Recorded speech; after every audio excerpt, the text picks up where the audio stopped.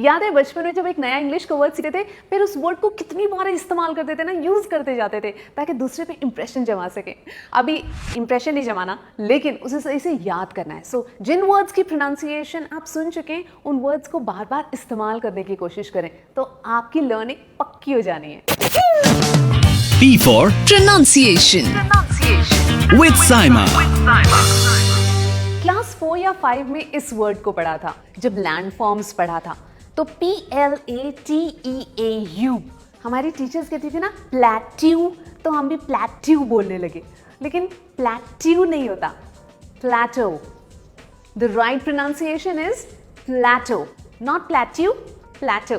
वैसे आजकल बहुत सारे वर्ड्स को ट्विस्ट करने का फैशन है, ट्विस्ट करने में कोई प्रॉब्लम नहीं है, लेकिन ओरिजिनल प्रोनाउंसिएशन जो है वो तो पता होनी चाहिए ना। अब जबरदस्त को इंग्लिश में क्या कहते हैं? फंटास्टिक। रॉन्ग। ये ट्विस्ट करके बोल सकते हैं, हमने मजाक में जो है फैंटास्टिक को फंटास्टिक कह दिया, तो that's fine, but the original pronunciation is fantastic. It's called fantastic, not fantastic. वैसे मैं सोचती हूँ अगर मुझे बार बार हर वर्ड के लिए डिक्शनरी चेक करने का शौक नहीं होता, तो शायद मुझे ये कभी नहीं पता चलता, क्योंकि गलत प्रोनाउंसिएशन भी बिल्कुल अफवाह की तरह फैलती है। नाउ जस्ट इमेजिन, PURPOSE हमेशा हमने पर्पस बोला है ना, हाँ हमेशा पर्पस बोला है, but did you know this? Purpose नहीं होता, वो जो ज साउंड है वो गलत है, इट्स एक्चुअली अ स sound. Purpose, it is not purpose, it's purpose, and I have checked both, British, American, both. It's purpose, purpose. वक्त लगेगा, but start saying purpose. ये एक ऐसा वर्ड है जिसको पता नहीं कितने लोग कितनी तरह से बोलते हैं। वो प्लास्टिक जैसा होता है और कुछ लोगों को बहुत ज़बरदस्त एलर्जी होती है। Now the right way of saying this is polyester, polyester. ये दो साउंड्स हैं जो जाने चाहिए। सो पूरी तरीके से बोलना है, पॉलिएस्टर, पॉलिस्टर, पोलास्टर, पता नहीं क्या क्या मैंने सुना है, बट इट्स पॉलिएस्टर।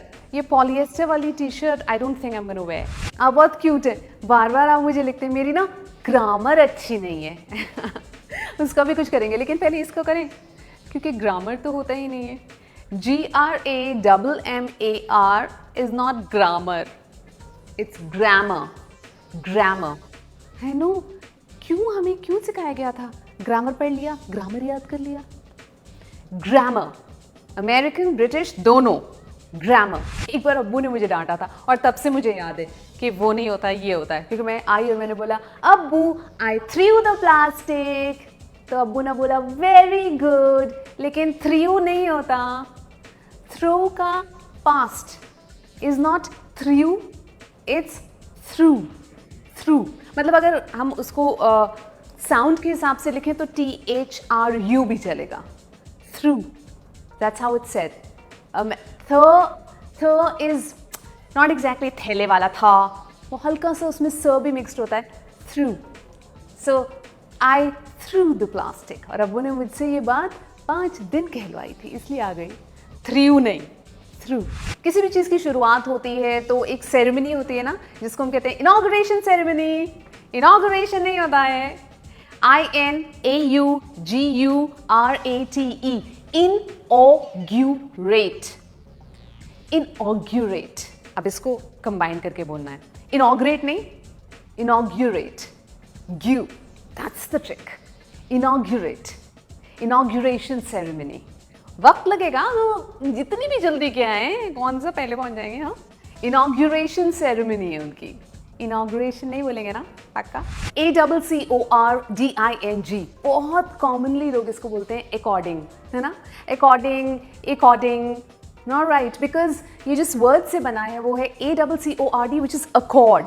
अकॉर्ड का present participle is according, according, according नहीं, हाँ, सो अकॉर्डिंग। और इसके साथ एक और बात मैं बताना चाहती हूँ, बहुत सारे लोग बोलते हैं according to me the dish was tasty. That's not the right way of saying it. I'm not saying it's incorrect, but I mean, you know, nobody says like that. अगर हम ये कहना चाह रहे हैं कि मेरे हिसाब से, तो according to me की जगह हम use कर सकते हैं in my opinion, as far as I'm concerned, from my point of view. But if you say according to me, not happening. P for pronunciation with Saima.